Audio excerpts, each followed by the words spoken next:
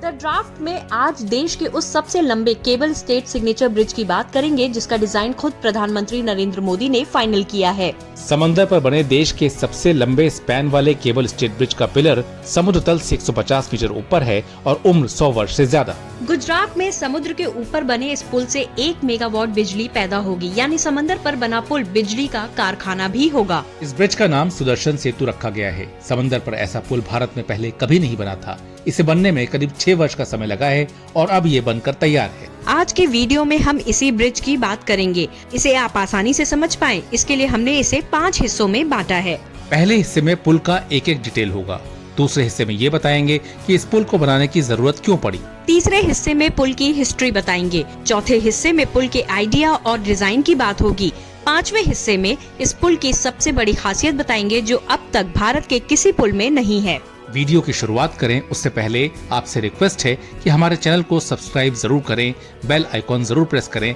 ऐसा करने से आपको हमारा वीडियो सबसे पहले मिलेगा। हम एक वीडियो बनाने में काफी मेहनत करते हैं। कई बार इसमें हमें एक हफ्ते का समय लग जाता है। इसलिए जब आप चैनल सब्सक्राइब करते हैं तो हमें और बेहतर वीडियो बनाने का प्रोत्साहन मिलता है। इसलिए चैनल को सब्सक्राइब जरूर करें। आज हम जिस सुदर्शन सेतु के बारे में बात कर रहे हैं वो गुजरात के द्वारका में बना है और ये एक सिग्नेचर ब्रिज है, यानी केबल स्टेट ब्रिज। ऐसे ब्रिज बड़े बड़े केबल की मदद से समंदर पर टिके रहते हैं। द्वारका से बेट द्वारका की कुल दूरी करीब 34 किलोमीटर की है। इसमें 32 किलोमीटर की दूरी जमीन पर है, 2 किलोमीटर की दूरी समुद्री है। इस सिग्नेचर ब्रिज को गुजरात में ओखा से बेट द्वारका के बीच उसी 2 किलोमीटर के समुद्री क्षेत्र पर बनाया गया है। ऐसा ब्रिज देश भर में कहीं नहीं है। भारत में पहली बार किसी ब्रिज के करीब 900 मीटर हिस्से को केबल के जरिए 2 पिलर्स पर लटकाया गया है। इसकी वजह से ये देखने में काफी आकर्षक लगता है। इस ब्रिज की कुल लंबाई 2320 मीटर है, जिसमें से 900 मीटर केबल स्टेड हिस्सा है। इस ब्रिज पर जाने के लिए ओखा और बेट द्वारका की तरफ 2452 मीटर लंबी अप्रोच रोड बनाई गई है।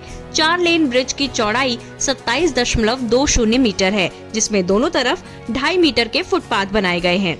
पुल बनने से पहले तीर्थ क्षेत्र द्वारका में कालिया ठाकुर के दर्शन के लिए भक्तों को समुद्र पार कर बोट के जरिए द्वारका पहुंचना पड़ता है। उन्हें ओखा से बोट में बैठकर समंदर पार करना पड़ता था। कई बार समंदर की ऊंची ऊंची लहरों के कारण जान का खतरा होता था।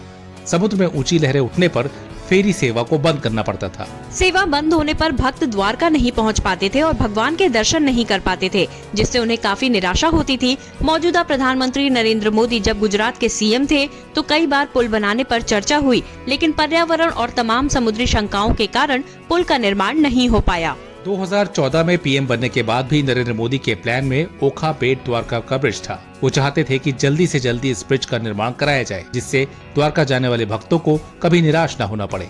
इसलिए दिल्ली की सत्ता संभालने के बाद नरेंद्र मोदी ने इस सिग्नेचर ब्रिज की प्लानिंग की जिम्मेदारी हाईवे मैन के नाम से मशहूर नितिन गडकरी को दी। 2016 में नितिन गडकरी ने इस ब्रिज को अप्रूवल दे दिया, लेकिन इस पुल के निर्माण में अभी पीएम मोदी की बड़ी एंट्री होने वाली थी। दरअसल पहले ओखा से बेट द्वारका के बीच एक सामान्य पुल बनाने की बात थी, लेकिन पीएम मोदी का विचार कुछ अलग ही करने का था। उनके आदेश पर इस ब्रिज को बनाने के लिए 4 डिजाइन तैयार किए गए थे। डिजाइनर आनंद शाह ने एक बार बताया था कि द्वारका में पुल के लिए जो 4 डिजाइन तैयार किया गया, उसमें एक design cable stayed signature bridge का था। ये डिजाइन खुद प्रधानमंत्री ने ही फाइनल किया था। शुरू में इस ब्रिज का स्पैन 300 मीटर तय हुआ था, लेकिन पीएम मोदी ने देश में बने दूसरे पुलों को रिसर्च करके देश का सबसे लंबा केबल स्टेट ब्रिज बनाने के लिए कहा। डिजाइनर आनंद शाह ने बताया कि भारत में कोलकाता के विद्यासागर सेतु पुल की कुल 822.96 मीटर लंबाई में से मुख्य स्पैन की लंबाई 457.2 मीटर थी। इतनी लंबाई वाला मुख्य स्पैन हो, ऐसा ये एकमात्र ब्रिज था।